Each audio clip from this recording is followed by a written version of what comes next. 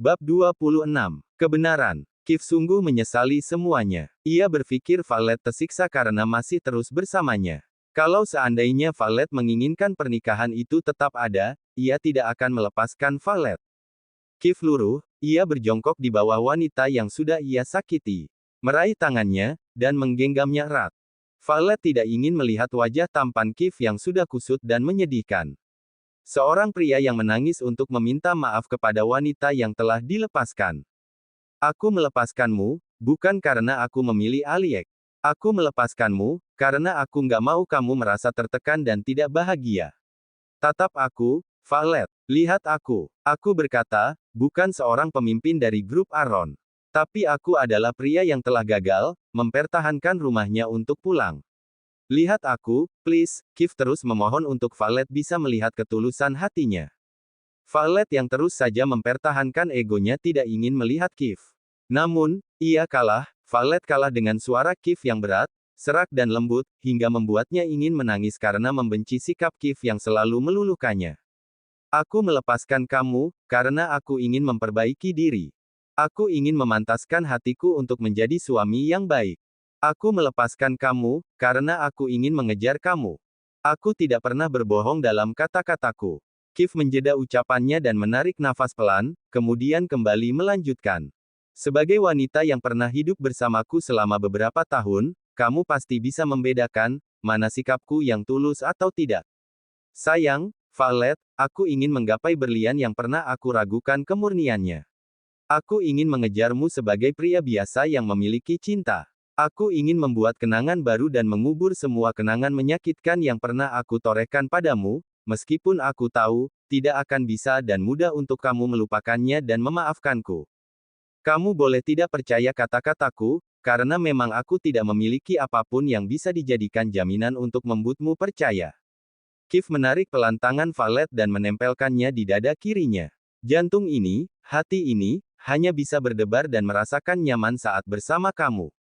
Aku terlambat menyadarinya. Aku tidak pernah bisa tidur nyaman sebelum mengkonsumsi obat tidur, namun saat kamu tidur di sampingku, aku tidak pernah lagi mengkonsumsi obat sialan itu. Aku ingin memiliki kamu lagi, tapi aku sadar, tidak semudah itu aku bisa menggapai berlian yang sudah hilang. Valet memejamkan matanya. Ia merasakan pusing dan bingung harus berkata bagaimana. Semua ucapan Kiev dan ungkapan hatinya membuatnya bingung, lemah, lelah hingga Valet merasa dilema. Haruskah ia percaya dengan kata-kata Kiev dan perasaan cintanya? Lalu bagaimana dengan hatinya yang telah retak tak beraturan? Bagaimana Kiev bisa menyembuhkannya semudah itu? Kiev, maaf. Valet memejamkan matanya, hingga air matanya kembali menetes. Kiev mengerti, ia berdiri lalu menghapus air mata Valet menggunakan jarinya. Jangan menangis. Aku akan semakin menyalahkan diriku sendiri, bahkan aku ingin menghukum diriku sendiri. Tapi, aku tidak memiliki hak, karena aku ingin, kamu yang menentukan hukumannya untukku. Kiev menyentuh kedua pipi Valet.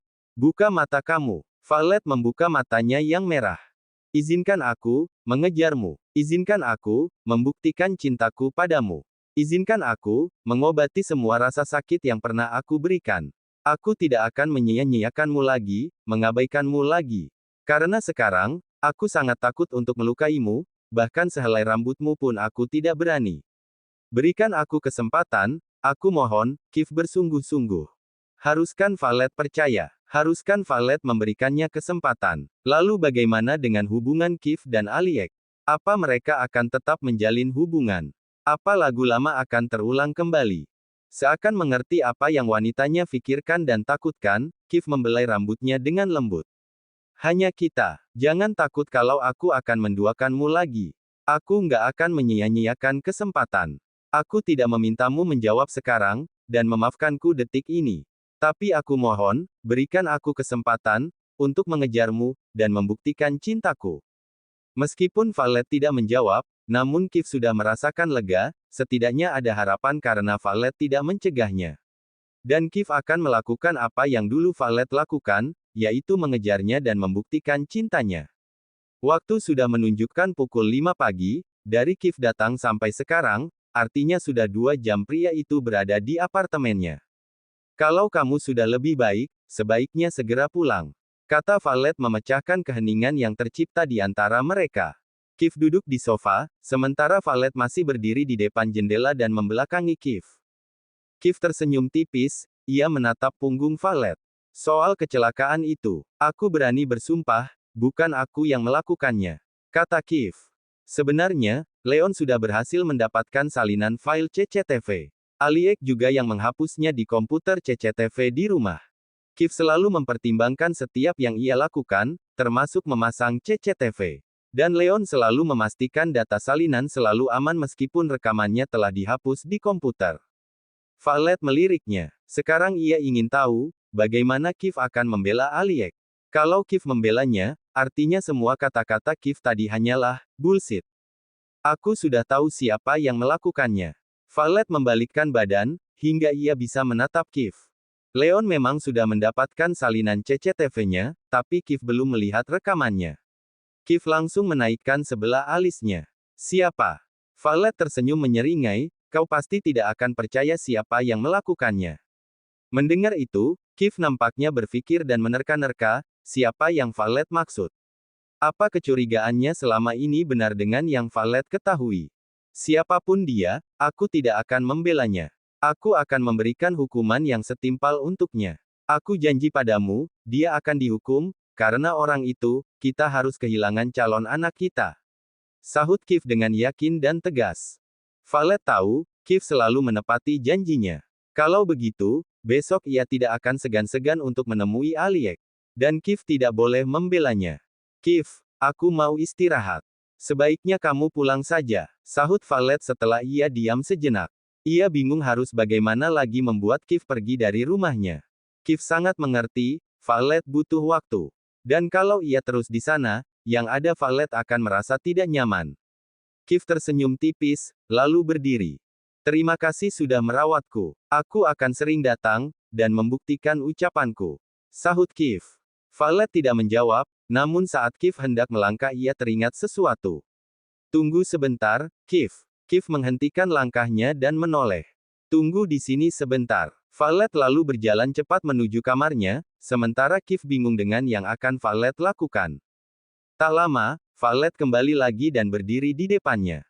Valet menarik satu tangan Kiev dan membuka telapak tangannya, meletakkan sebuah kotak kecil di atasnya. Kiev menatap dengan bingung. Ini cincin pernikahan kita. Aku lupa mengembalikannya. Sekarang aku kembalikan padamu, ucap Valet. Kiev menatap kotak itu, kamu tidak mau menyimpannya? Tanya Kiev. Valet menggeleng pelan. Ia tidak ingin menyimpan semua kenangan dari Kiev, bukan karena ia membenci Kiev. Namun, sekarang ia ingin melupakan masa lalu yang berkaitan dengan Kiev. Untuk mengobati luka hatinya yang masih basah, sampai nanti ke depannya ia memutuskan, untuk kembali pada Kiev atau tidak.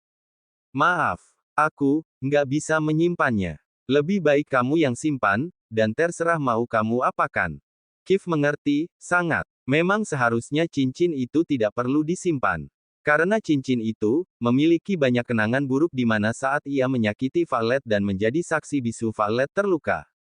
Kiev juga melepaskan cincin di jari manisnya, meskipun selama ini ia tidak menginginkan pernikahannya, tapi dia selalu memakai cincin pernikahan dan tidak pernah melepasnya selama 3 tahun. Kiev juga membuka kotak kecil itu lalu mengambil cincin pernikahan yang pernah Valet pakai. Cincin ini adalah simbol janji suci kita saat di altar. Cincin ini juga yang menjadi saksi bisu, saat aku menyakiti kamu, dan membuat kamu akhirnya pergi dariku. Mereka tidak pantas lagi untuk tetap ada, karena aku akan selalu mengingat saat-saat aku menyakitimu. Kiev menarik tangan Valet dan membawanya menuju jendela. Ia melempar kotak cincin pernikahan mereka yang ada pada Valet ke tempat sampah. Cincin ini tidak lagi berguna. Aku akan memasangnya yang baru, ketika aku bisa menjadikanmu istriku kembali.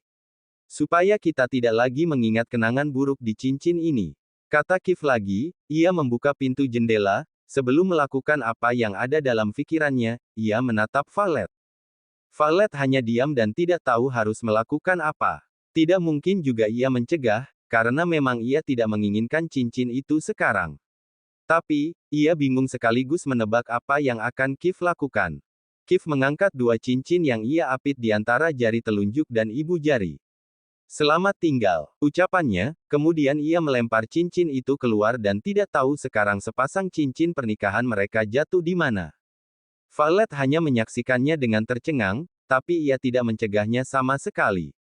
Setelah menutup jendela kembali, Kif menoleh padanya, semoga setelah ini, tidak ada lagi kesedihan yang selalu kamu pendam. Jaga diri kamu, aku pergi. Kata Kif seraya tersenyum. Violet mengangguk pelan lalu mengantar Kif keluar dari apartemennya. Violet tidak banyak bicara, setelah Kif keluar ia langsung menutup pintu. Sesungguhnya, Violet masih tidak menyangka, Kif akan membuang cincin pernikahan mereka.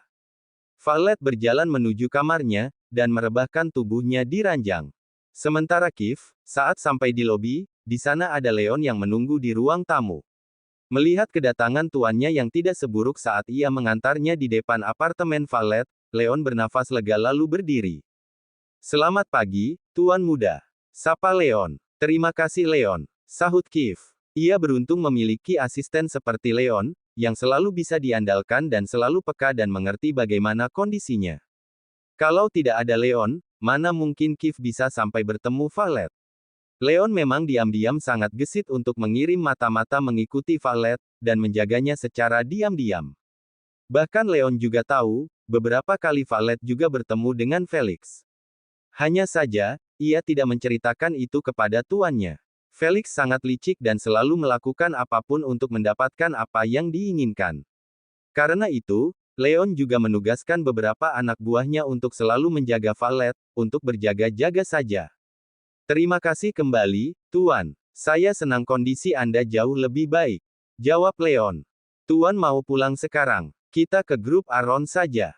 Sampai di perusahaan yang masih sepi itu, Leon dan Kif langsung masuk menuju ruangan CEO. Kif duduk di kursi sofa dan menyuruh Leon juga duduk di sana. Kau sudah mendapatkan rekaman CCTV-nya.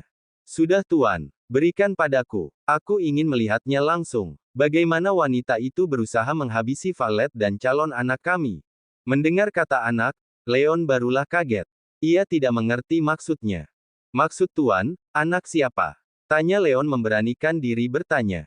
Aku pernah satu kali meniduri Violet, saat ulang tahun nenek menjebakku dengan obat. Dan ternyata, dari kejadian malam itu, Violet hamil, namun Violet juga tidak mengetahui. Dia baru tahu saat keguguran karena kecelakaan itu. Jelas Kif, ia nampak menyesal saat mengucapkannya, karena secara tidak langsung, Kif juga menyalahkan dirinya sendiri yang tidak bisa melindungi Violet. Seandainya bayi itu masih ada, Kif sangat menginginkannya. Leon baru mengerti sekarang dari cerita tuannya. Leon juga melihat wajah tuannya yang begitu kentara dengan penyesalannya. Ia mengeluarkan sebuah flash disk di dalam saku jasnya, lalu memasangkannya di laptop miliknya yang tadi dibawa. Silahkan Tuan, kata Leon mempersilahkan Kif untuk melihat rekaman CCTV-nya. Kif nampak fokus melihatnya, raut wajahnya langsung berubah marah setelah melihat siapa pelakunya. Sialan, kurang ajar, wanita itu ternyata memang nekat. Kif tidak menyangka, seorang gadis lemah lembut dan kalem seperti Aliek bisa melakukan kejahatan kriminal seperti itu. Aliek bisa mengotori tangannya dengan perbuatan menjijikan seperti itu. Kif dari awal sebenarnya sudah curiga, saat Violet menuduhnya dan mengatakan rem mobilnya disabotase. Namun Kif tidak memiliki bukti untuk membuktikan ucapannya. Dan sekarang terbukti, dan dengan mata kepalanya sendiri, ia melihat Aliek mensabotase rem mobilnya Violet yang mengakibatkan Violet kecelakaan dan harus mengalami keguguran.